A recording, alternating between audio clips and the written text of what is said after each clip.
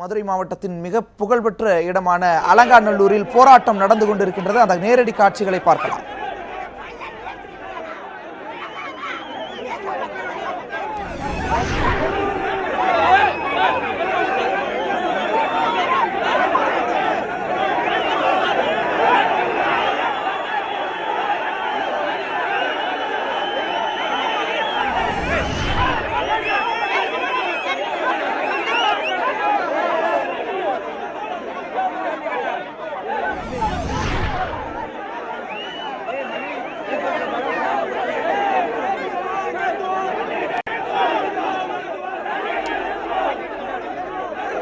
அலங்காநல்லூர் பகுதியில் தற்பொழுது போராட்டம் நடந்து வருகின்றது. ஜல்லிக்கட்டிற்கு இடைக்கால தடை பிறப்பிக்கப்பட்டதை அடுத்து இதையடுத்து அந்த பகுதியில் களத்தில் இருக்கக்கூடிய நம்முடைய செய்தியாளர் வினோத்திடம் கேட்கலாம். வினோத், தற்பொழுது அங்கு நடைபெற்று கொண்டிருக்கக்கூடிய போராட்டங்கள் குறித்து சொல்லுங்கள்.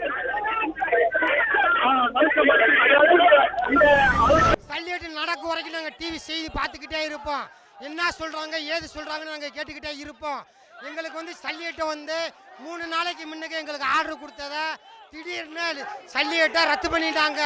மத்திய அரசும் மாநில அரசும் உடனடியாக இதை தலையிட்டு எங்களுக்கு ஜல்லிக்கட்டு நடத்த உத்தரவு கொடுக்க வரைக்கும் எங்களுக்கு போராட்டம் ஓயாது ஒழியாது. நாங்கள் தூங்க மாட்டோம்.